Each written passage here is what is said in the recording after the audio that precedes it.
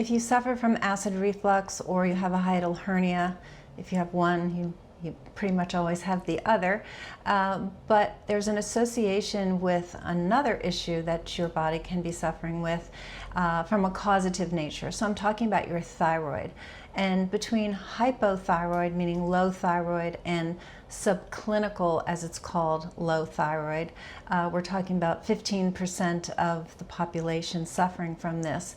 The subclinical low thyroid is highly misdiagnosed and therefore not treated because the diagnosis is missing. And this has a lot to do with how your annual blood work is performed. There's not a deep enough look at your thyroid. So there's something called TSH, which is your thyroid stimulating hormone that your brain secretes.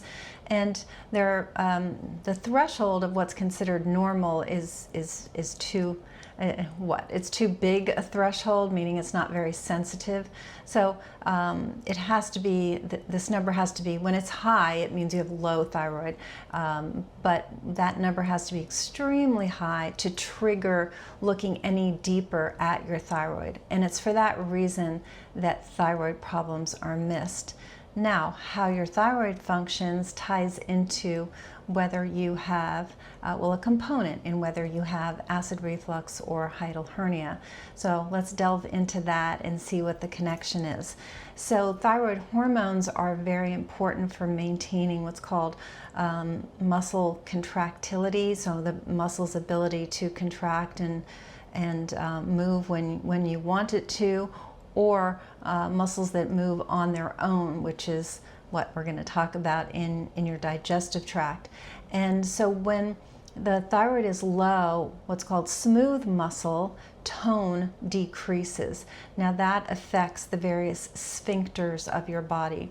So we talk a lot about the fact that your body is an incredible machine, and it has these sphincters or valves that help move things along through your digestive tract. So in your esophagus, what connects your mouth to your stomach, that long tube, there are two. There's an upper and a lower.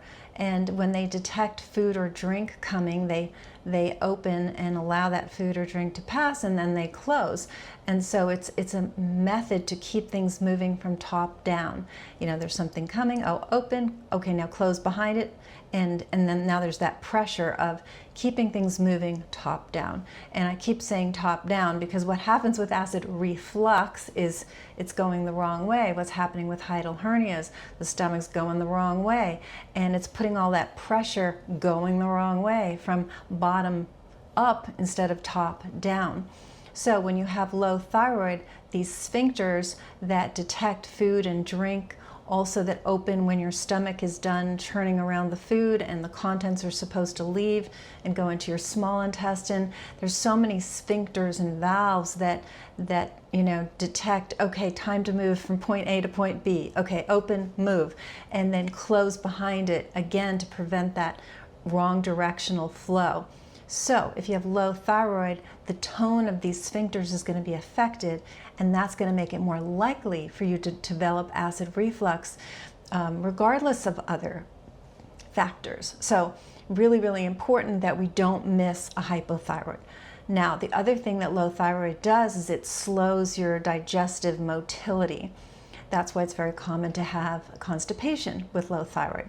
So when you have gastroparesis, which is a slow movement of food through your stomach, again, you're talking about a pressure problem because food's supposed to come in your stomach, it churns around, and then it leaves. And I can tell from a lot of patients who we have normalized their digestive tract, they're like, oh, it's so interesting. Like, you eat a meal and it just digests. It's not like you feel bloated and gassy and you're in pain and you're burping, and it's like, yeah, none of that is normal. And when they get normal digestion, they're like, wow, this is amazing. I didn't know this was how it's supposed to work. I've always suffered. So with the gastroparesis, with that slowing, not only does food putrefy, you get gas, you get bloat, that increased pressure in the stomach, then forces it up. It puts a lot of pressure on the diaphragm, and there you go into acid reflux and hiatal hernia. So the chronic bloating, as I mentioned, the constipation, and then with constipation comes straining. These are the symptoms associated with hypothyroid, but again, that pressure and then the constipation, the buildup of stool, it's increasing that intra-abdominal pressure, which is just putting too much burden on these sphincters. It's putting too much burden on your stomach. It's a bag, and with that pressure, it's forced up, and again, creating hiatal hernia. So I wanted to, let me see what else I wanted to talk to you about. Yeah, that was it. It's this interesting kind of catch-22, if you will, that hypothyroid is missed quite often, and due to that, you get the loss of these the muscular tone of your sphincters, and so you just add to that the other components that create acid reflux. I mean, here in the US, we don't have the best diets. It can create a lot of gas and bloating. We are terrible as Americans about eating enough fiber. About 90+% of Americans are deficient in fiber, which really feeds the good bacteria and keeps everything going. We are unfortunately quite sedentary, and that also, that lack of motion of just the human body, motion helps things move through the gut as well as while you're moving your body. So all these factors just add up, and I am very committed to optimizing gut health, because what's extremely true is that if you don't have optimized gut health, it's truly impossible for you to be healthy. And it's not just about turning food into fuel, although that's critical, because how are you going to have good energy if your body is not turning food into fuel, right? It's just like no gas in the car, the car isn't going to go. But also within the gut, we have 70% of the human immune system. So keeping you healthy in that regard, there's the gut-brain connection with hormone balance, so mood control. There's so many things associated with your gut, and ideally optimizing gut health is really critical. So depending on what kind of relationship you have with your doctor, you can ask for a more in-depth thyroid panel, and you can look that up. But there's the T3 hormone, there's the T4 hormone, in addition to the TSH, which is the one kind of the standard that they do. That's sort of the one look that they give to the thyroid on your annual physical. But then there's reverse T3, and there's also looking at autoimmune disease associated with your thyroid, and that's considered a really complete thyroid panel. And I mean, we have, you know, we have computer, we have AI, we have a lot of things at our disposal now, and you can look up for yourself. You know, you can be your own health advocate and find out what a complete thyroid panel is, and say to your doctor, hey, listen, you know, we haven't done this, I do have these symptoms, I want to look at it.